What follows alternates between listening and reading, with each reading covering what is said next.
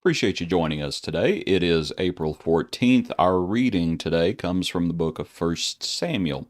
In First Samuel, we are at the point of David and Goliath, and I'm sure you have heard umpteen bajillion sermons on David and Goliath, and I'm sure they are all good. But anyway, to get into it, First Samuel 17, and of course David runs to the line, and what is going to be done for the man who slays. First, Saul says, basically, who do you think you are? And David says, this is who I am, the Lord who delivered me from the paw of the lion, from the paw of the bear. He will deliver me from the hand of the Philistines. Saul says, go and the Lord be with you. You have the account where Saul puts his armor on him, and David says, that's not going to work. Remember, Saul's head and shoulders above all Israel, and David is not. So not a big surprise that the sword and the armor did not fit. So David runs out with what he has. He takes some stones from the nearby brook, and he goes out, and you have the account of him slaughtering Goliath. And then, of course, the Philistines flee when they see that, and the Philistines are crushed. All right, chapter 18 now. After that battle is over, where we are introduced to Jonathan, and Jonathan and David are going to be great friends. We'll come back to that. Saul starts becoming very jealous of David very quickly as the women come out singing, Saul has slain, verse 7, Saul has slain his thousands and David his 10,000s. And Saul was angry, the saying displeased him. They have ascribed to David 10,000s, and to me they have ascribed only thousands. No, what more can he have but the kingdom? So Saul eyed David from that day forward, looking on him with a good bit of paranoia.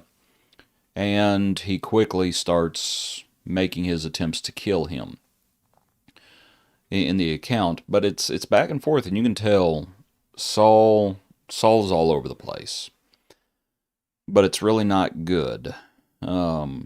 Israel and Judah loves David because he's acting wisely. He had done something that Saul and no one else had, or anyone else had done, killing Goliath. And he has a good bit of suspicion about David. But then he decides he's going to give David his daughter in marriage. So the first one he promises, but then that falls through for whatever reason. And then Michal, the idea of giving Michal, his other daughter, to David, comes up, and he decides that's a good idea. And you might notice verse 21, I will give her to him that she may be a snare to him. So this is still some shenanigans going on, but Michal loves David. And we'll come back to that. Then chapter 19, where our reading, we go through this chapter today. Saul again tries to kill David.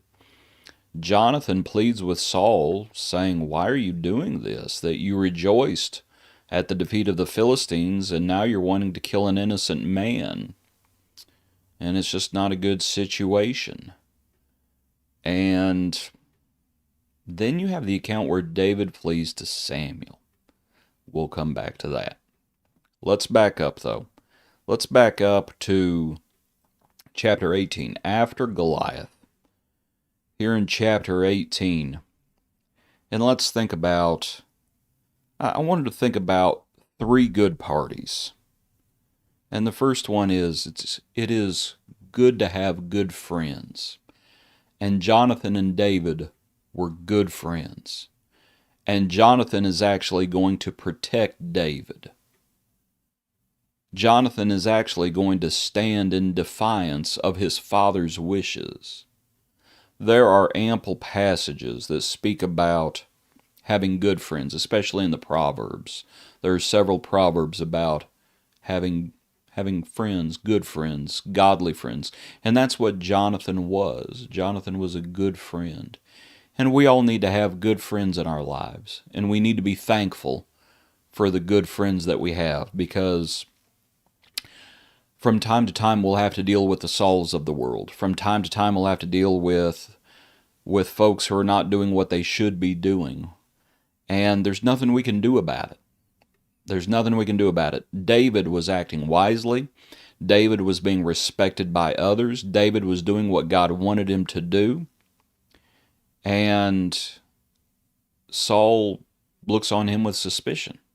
There's a reason, and it's because the kingdom is being stripped away from Saul bit by bit, more or less. Does he fully realize that it's going to David? It is a difficult time of transition. And anytime there are difficulties, one of the things that makes it easier to get through those difficulties is having a good friend. And that's Jonathan. Jonathan and David. The second good party, and this one I'm going to have to clarify it as we go along, it is good to have a good wife. And as we think about Michal did love David. Saul wanted her to be a snare to David. But Michal, what's going to end up happening at one point, Saul is going to try to kill him.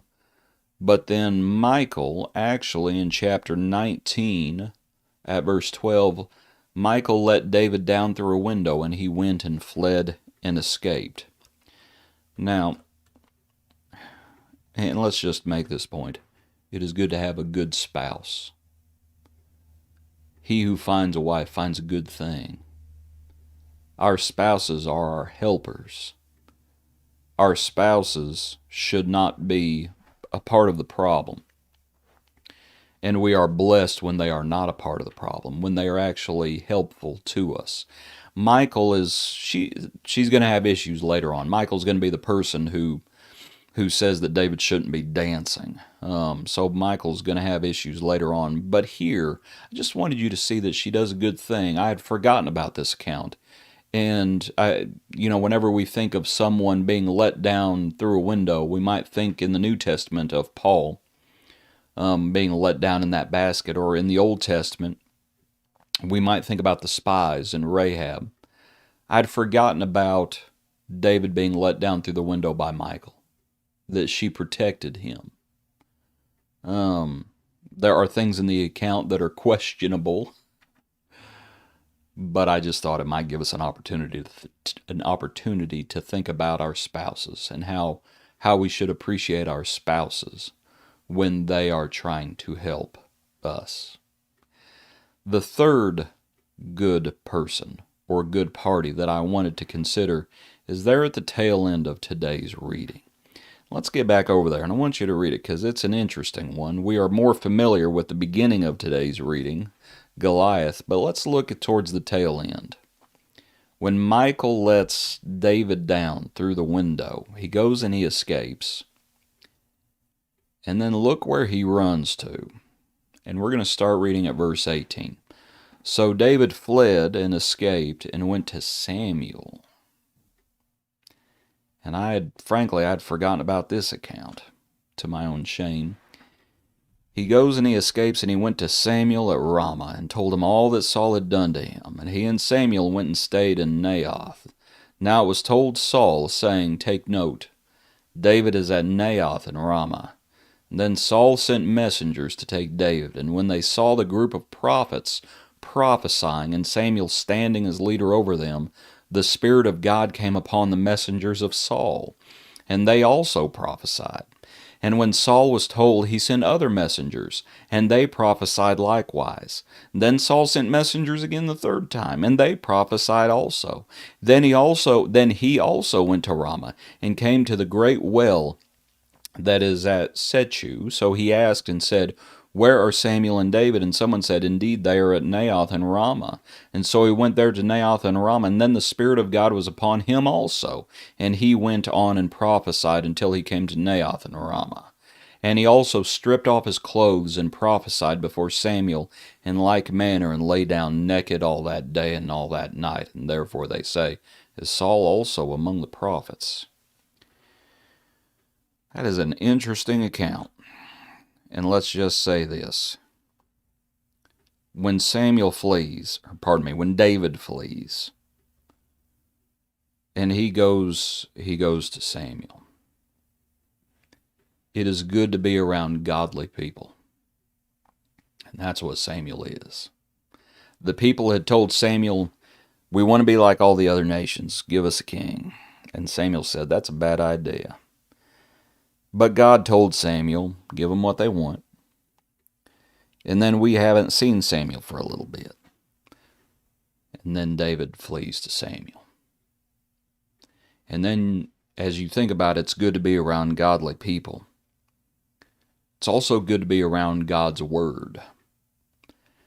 Because David is there, and then you have this picture of, the prophets are prophesying, and Samuel standing there as it talks about it. Samuel standing, does it use the word leader?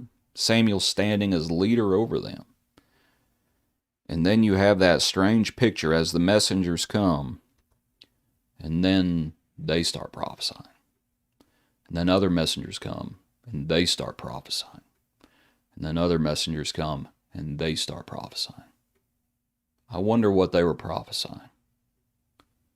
Prophesying has been described as both foretelling and forthtelling. And we don't know what was said here, but they were prophesying. So regardless of whether it was telling of future events, which I think contextually may be very possible given this great time of transition, or whether it is just simply God's Word being revealed, forthtelling as it is. And then Saul comes and he starts prophesying, and he's laying there naked as the day he was born. No crown, no robes, no tunics. You just wonder what was being said. It is good to be around godly people, and it is good to be around God's Word. The king of Israel showed up, and all of a sudden he realized, there he is, naked as a baby. God's Word, let's just put it this way, let's ask a question. Is God's Word powerful? Is God's Word a discerner of the thoughts and the intents of the heart? Don't mess with Samuel. Don't mess with godly people. And the reason you don't mess with godly people is because you don't mess with God's Word. Because God's Word will expose you. God's Word will expose you.